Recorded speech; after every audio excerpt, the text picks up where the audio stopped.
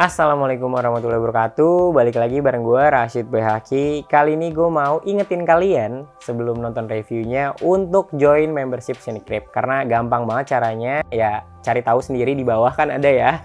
Klik, abis itu pilih yang mau yang mana. Ya udah, selesai, masuk deh Cinecrip membership. Dukung kita juga bisa lewat Saweria. Klik di bawah juga di description ada juga linknya. Set, masuk, donasi berapapun. Nah sekarang gue mau review film terbaru dari Netflix. Judulnya adalah Rebel Ridge. Ini baru banget tayang 6 September kemarin. Jadi masih baru dan masih banyak juga ya yang udah nonton sebenarnya, karena emang ditunggu-tunggu filmnya. Film terbaru dari karya sutradara dan penulis skenario Jeremy Saulnier. Nih orang dibalik Hold the Dark. Ini film Netflix juga original. Terus juga ada Green Room, ada Blue Ruin. Ini film indie yang rame banget karena bagus. Film crime thriller. Kalau udah nonton silahkan nonton ini sih, wajib, karena ya orang yang sama yang bikin. Nah kalau Rebel Ridge sendiri ceritanya tentang Terry Richmond. Dia itu seorang ex-marinir, mantan marinir yang pengen menebus sepupunya yang masuk penjara dengan membayar uang tebusan gitu ke polisi setempat.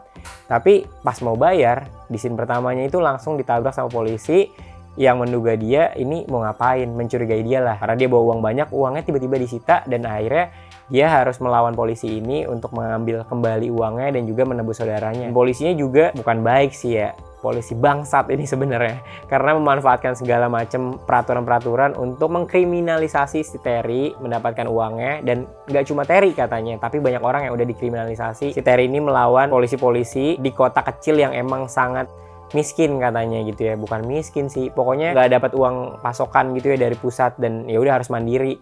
Makanya si polisi ini korupsi, makanya polisi ini mengkriminalisasi warga-warganya yang katanya melindungi malah mengkorupsi. Bahaya banget lah pokoknya. Ini dari awal emang polisi kelihatan bangsat. Kalau bagusnya, menurut gua bagusnya ceritanya ini sederhana banget sebenarnya, nggak kompleks alurnya, karena ceritanya tentang si tadi mantan marinir Terry ini pengen menyelamatkan si sepupunya gitu ya, menebus si sepupunya dari penjara. Cukup menarik untuk menjadi sajian crime thriller menurut gua gitu. Dan ada actionnya juga pasti di sini, karena dari premisnya aja dia mantan marinir, masa nggak ada action, masa nggak ada pukul-pukulan, masa nggak ada thrillernya gitu ya. Nggak mungkin nih mantan marinir gitu kan. Itu aja udah menarik karakternya.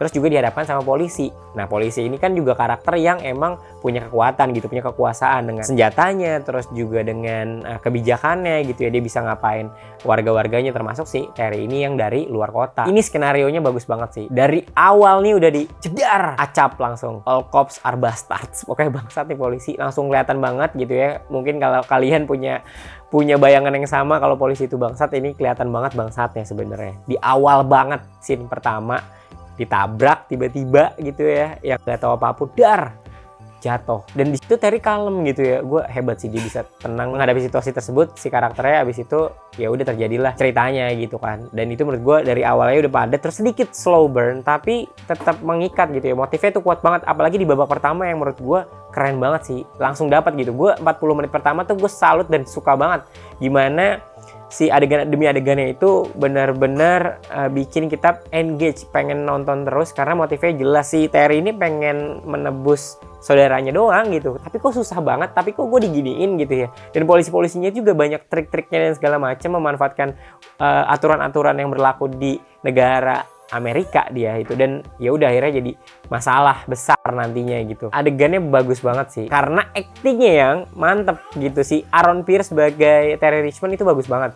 Gimana dia jadi orang yang menaati hukum, orang yang baik, orang yang tenang, kalem, tapi ketika marah juga bisa marah gitu ya. Dan tapi marahnya tuh bukan yang brutal gitu loh, padahal dia mantan marinir. Menurutku itu sebuah ketenangan yang bagus dan di delivery dengan bagus, dengan cara wajahnya. Terus dia nangis juga, marinir nangis itu dua kata lucu mungkin di Indonesia, tapi di sana dia bisa nangis. Terus juga jadinya kita juga merasa lebih dekat sama si karakternya, karena dia juga manusia gitu kan. Karakter lainnya, terutama antagonisnya si Don Johnson sebagai local chief di situ, gila sih. Walaupun dia kelihatan takut gitu ya sama Terry awalnya, tapi dia juga punya rencana-rencana yang menakutkan juga, mengerikan lah, karena jahat banget sih sebenarnya. Dia memanfaatkan kekuasaannya sebagai seorang polisi, memanfaatkan teman-temannya juga gitu kan, untuk bergabung sama dia sekongkol untuk mengkriminalisasi dan mendapatkan uang banyak. Dan ya udah katanya buat tujuan supaya polisi ini mandiri, bisa mendapatkan uang dan juga bisa bertahan gitu. Itu bangsat banget, real bangsat sih antagonisnya gitu. Gue mikirnya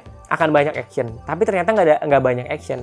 Tapi justru ketika adegan actionnya yang mungkin nggak banyak dari banget, tapi itu justru unik karena dia ini orang yang bisa melawan tanpa baku hantam langsung gitu, karena dijatuhin senjatanya, habis itu berantem dan segala macam, dan itu mengerikan banget. Ada beberapa yang mengerikan tapi langsung kena, dan itu sebenarnya minim banget action ya, tapi ketika action jadinya bener-bener ditunggu dan boom banget. Nah, kurangnya mungkin kalau gue pertama sebenarnya jadi kurang relate, dalam artian itu secara hukum dan aturan kan beda banget ya di Indonesia dan di Amerika sana gitu. Kita nggak tahu di Amerika kayak gimana, dan itu cukup detail dan cukup spesifik gitu dialognya gimana, menjelaskan kalau hukumnya itu diatur sedemikian rupa untuk bisa mengkriminalisasi si warganya. Tapi sebenarnya itu juga bisa berpengaruh ke kita gitu di Indonesia dengan berbagai macam aturan. Sebenarnya aturan itu juga bisa dikriminalisasi sama orang-orang yang punya kuasa gitu. Itu yang menurut gue berjarak, tapi kalau misalkan kita relatein lagi ke sekarang di Indonesia itu ada juga kayak hukum